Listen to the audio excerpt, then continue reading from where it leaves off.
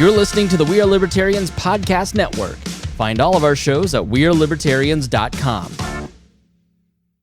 Hey, Fidelity. How can I remember to invest every month? With the Fidelity app, you can choose a schedule and set up recurring investments in stocks and ETFs. Oh, that sounds easier than I thought. You got this. Yeah, I do. Now, where did I put my keys? You will find them where you left them. Investing involves risk, including risk of loss. Fidelity Brokerage Services, LLC, member NYSE, SIPC. You know what's smart? Enjoying a fresh gourmet meal at home that you didn't have to cook.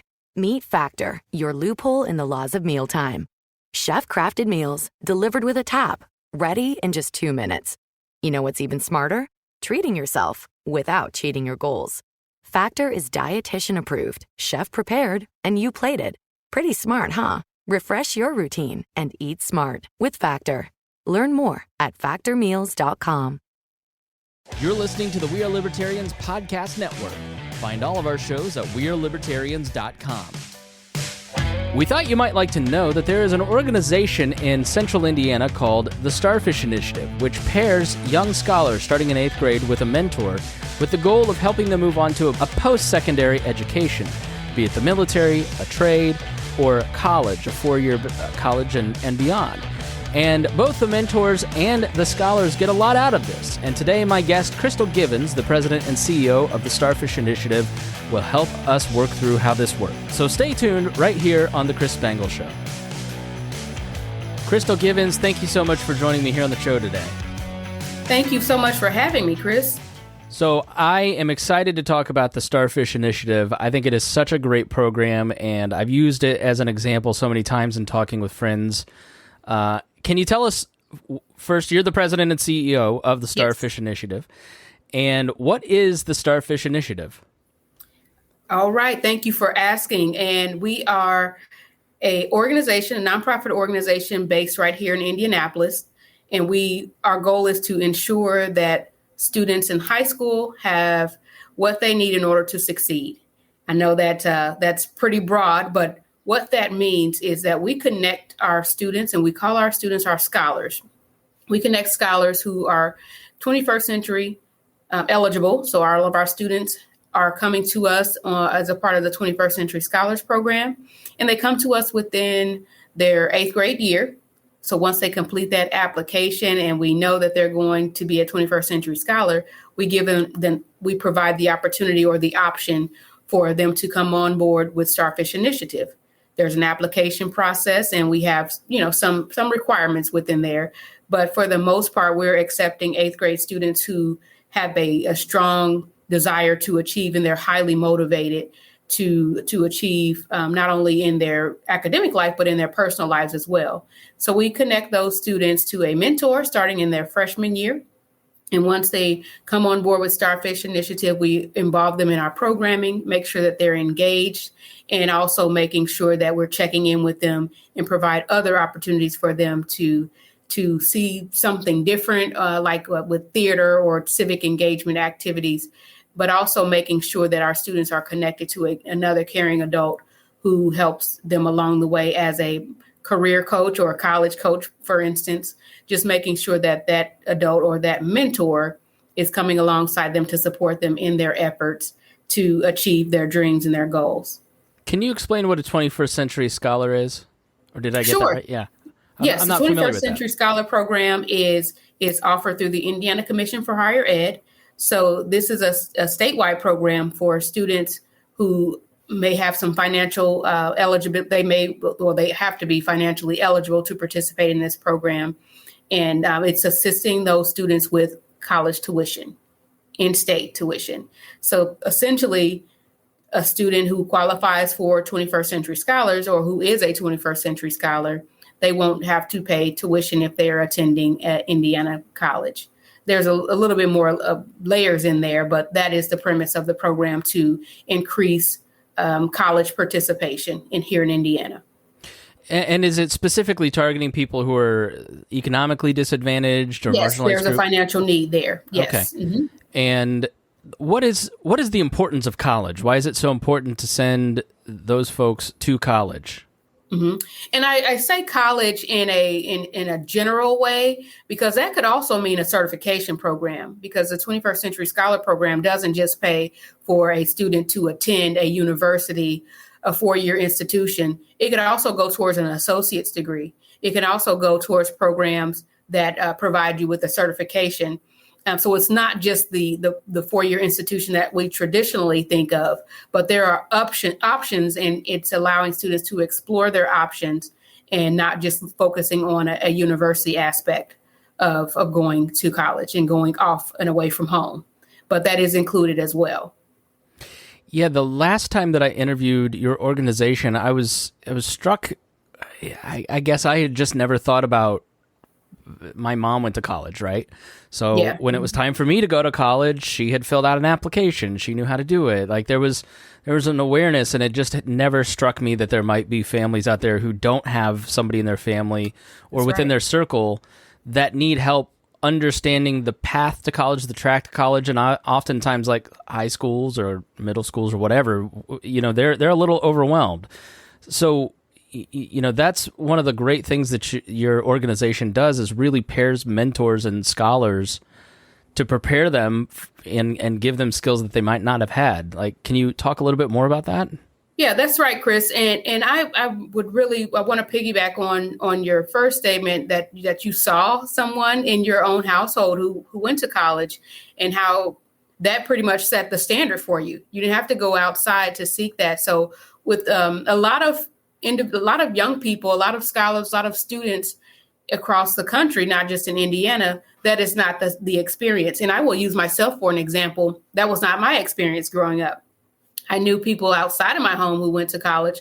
And in particular, I knew 2 people who went to college. And the college they told me they went to, I was like, oh, okay, I want to go there, just because the way they talked about the college experience, and just for me to hear their experience from their eyes made me that much more intrigued and wanting to know what that was all about. So I did choose to go on to that college, and I didn't hear it from someone in particular in my home, but it was a close friend, close relative, and 2 close relatives.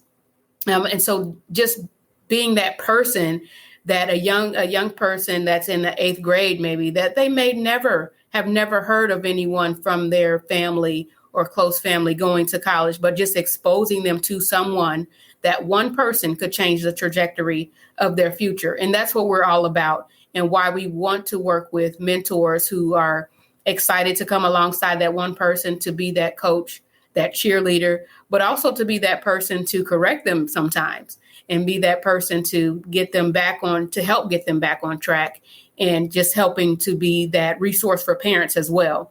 Because if in my instance, and using myself again as an example, my mom didn't know, my dad didn't know, my grandparents didn't know, they had never attended college. So that you don't know what you don't know.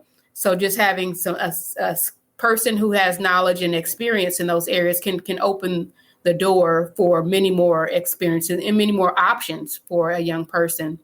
And that's what we're really all about too. We're wanting to motivate, encourage, and really help these young people to set the bar high for themselves, and letting them know that you can reach beyond the stars, because your life, it matters. Your life matters, and what you plan to do in your life, it matters. And we are a group of people in this nonprofit space who want to help you get there.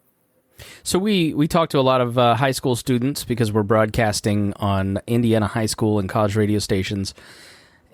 College is so expensive, and I'm sure there are people kind of debating whether they should even go. Make the case for college and why it is important for one of your scholars to go to college, and how does it change the trajectory for them oftentimes? Mm-hmm. And I want to make the case for the many options, and that college is there are many options that fall under that word college. Maybe secondary education would be a better way to put it. Post-secondary education. Yeah, and you are not limited in your options. So just making sure that you explore the options, and whether the option it comes through the military, because there's another way, that's another avenue to get education and further your education through the military. And again, through the trades and those programs, and then also going to a university, whether it's a 4-year or 2-year institution, I do believe that all of those avenues would work depending on what that scholar is looking for. There are multiple avenues to help you get to the goal. And I am a strong proponent of education. You have to have an education in order to change your life in this world. And education will set you apart from the competition or from those who are not furthering their education. So education really makes a difference in our lives. And it's not just a matter of making more money, but it does change the quality of your life as well. And if you have some dollars to back that up through 21st Century Scholars, hey, that makes it all better. And that makes it even that more compelling to say, I'm graduating with no debt. Yeah. Because I don't have that same story. So let's get down to kind of the details of what the relationship between a mentor and a scholar is. Like, if is it like a big brothers, big sisters situation where you meet up once a week or month, or is it there a structured activity? Like, if you become a mentor and a scholar, what happens? How does that work between the two? Sure. So a mentor and a scholar, we are making sure our mentors and our scholars understand that this is a relationship that we want you to have throughout the rest of your life. This is not just to help you graduate high school. This is someone who is investing in your future, investing in your right now in order to help you to, again, reach those goals that a young person has for themselves. And although we know those goals are going to change, but this is a caring adult who's coming alongside you to help you grow and to help you reach your potential. So that relationship is really one of the best relationships that a young person could have. And I'll just segue for just a second to say that everyone, and I'm sure you can attest to this as well, Chris, everyone needs a mentor. I myself still have a couple of mentors that I go to for that correction. I cannot second that enough. I mean, from the beginning of my career, I'm almost 40. I would not be living out my dream job if it weren't for mentors. It's incredibly important. Yes, incredibly important. And our Starfish mentors, they're coming alongside because we're starting the youth scholars, start the program in high school. So they're coming alongside their freshman year, because there are certain standards and things that you expect to happen at the end of the freshman year. Like there's a portal called Scholar Track that the state has implemented for the 21st Century Scholars and for all students across the state. Scholar Track just helps you to give some tasks that you need to complete before the end of your freshman, sophomore, junior, senior years in high school. So the mentor can help with that. But also the mentor is helping to goal set. The mentor is also helping with some financial literacy. The mentor is helping to identify possibly what do you want to study in college? What do you see as the next step as you move into your sophomore year? And I'll skip ahead to senior year. The mentor is there to make sure that the plan is already set before second semester of senior year. You know what you're going to do. And that generally happens at the end of junior year, but we know sometimes that there are still some outstanding items or tasks to get done, like determining exactly what school you're going to go to, because there may be multiple offers. We have quite a few of our scholars who have gotten accepted into multiple schools. So we want them to drill that down before the end of that fall semester so we can help them to plan for going on to college or going on to the military. So it's really about where the students are in their journey, and they're meeting the students where they are.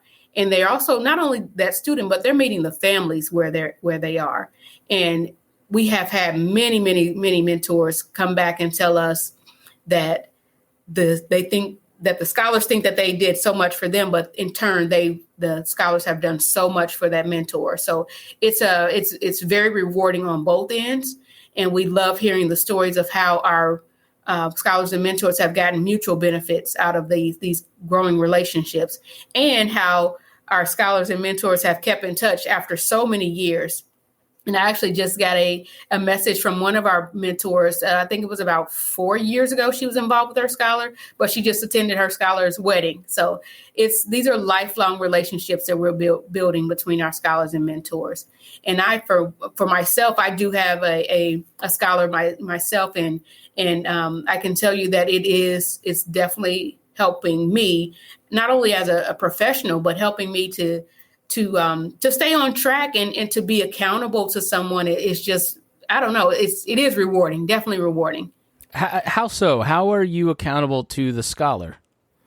Because I just cannot let her down. I feel I am committed to her success and committed to finding the best and most important resources for my scholar to ensure that she is successful, and that I'm setting her up for success, not only today for her as a sophomore going into her junior year, but for her future. So her knowing already that what college that she wants to attend, I went on the college tour with her. Her family is also involved, but she and I went to Hanover together and just talking about some of the things she enjoyed about it, didn't enjoy, and then, making that list of pros and cons and being able to bounce those ideas off of someone else. It's always helpful. And that's something that I still do today with other people. Like I said, my mentors. So, just having that valuable person to not judge you, but just to give you that insight and that wisdom. We're looking for people who can provide wisdom as well, because it's beneficial. We tell our scholars, you may not get it now, but I guarantee you, you'll get the lesson one day. It'll come back and like, oh, that's what she was trying to teach me. Yeah, wisdom is wasted on the young. I forget what the phrase is, and I think that's such an important part of mentoring. I've I mean, even in my mid-30s, I've had mentors that have pushed me to see beyond my own potential. They see something in me that I didn't see in myself.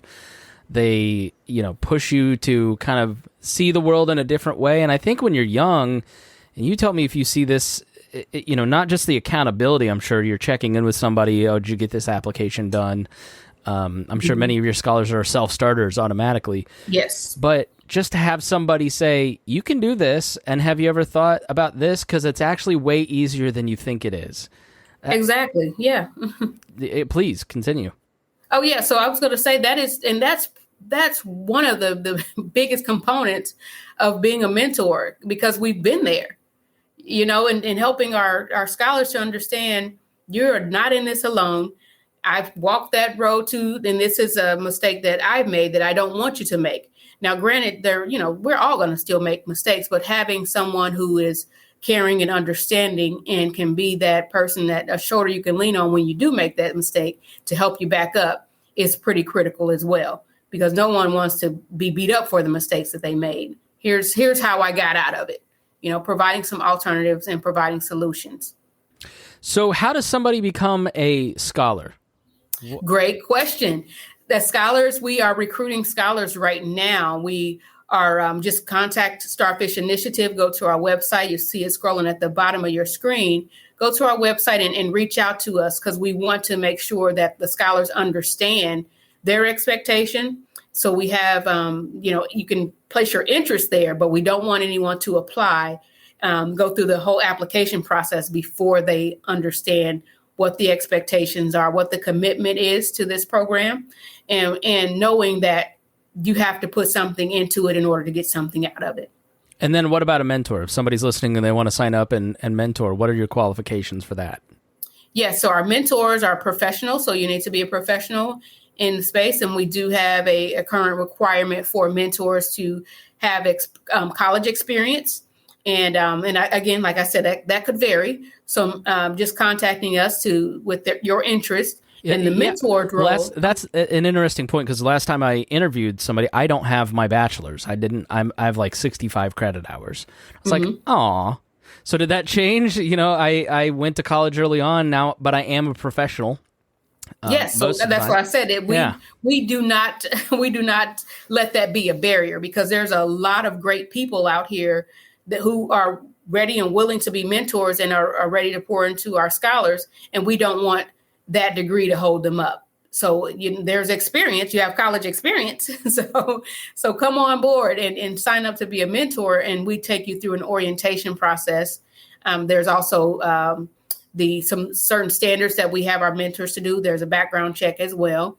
And then our mentors are prepped on what their expectations are also. So we don't want anyone to take this lightly, because this is a commitment that our mentors take on, and it is a volunteer opportunity. So it's not something that, you're getting paid to do, but volunteering your time is really helpful to our organization and really critical to us meeting our mission. So I'm sure maybe there's somebody out there listening going, I don't live close, or I don't have time, but I want to support your work because you're doing a great thing. I imagine you take donations, or how is your organization funded? Oh my goodness. Yes, we do take donations. We are always happy and ready to take donations. And we do accept individual donations on our website at starfishinitiative.org. But we are also funded by foundations and corporate support. So we do a lot of grant writing as well. But the individual support is really critical to our success. That's great. Well, how did you get involved? Why did you choose to come work for this organization before I wrap it up here? Yeah, so I got involved. I've always been in the education space, mostly around early childhood education. But then this opportunity was presented to me from one of my mentors, and she wanted me to expand and broaden my horizons and also challenge myself. So she presented the opportunity to me, and at first I turned it down, and then she came back and said, Crystal, you need to do this. So again, that correction part, and I came on board and just been excited and happy to move this organization forward. So again, I'm always excited to talk about education and how education can benefit and change your life. All right, last question. I ask this of everybody. What do you see on a daily basis that you wish everybody understood about your work? I wish everyone saw that it takes money to do this work. That is one of the biggest myths, I think, about nonprofit work, that you don't have any money. But as a matter of fact, we need money, and we need lots of money, just like a business, a for-profit business needs money to keep their operations going. So do we. And I just challenge individuals to get involved and volunteer their time, but also support with their financial contributions as well, because it helps so many people.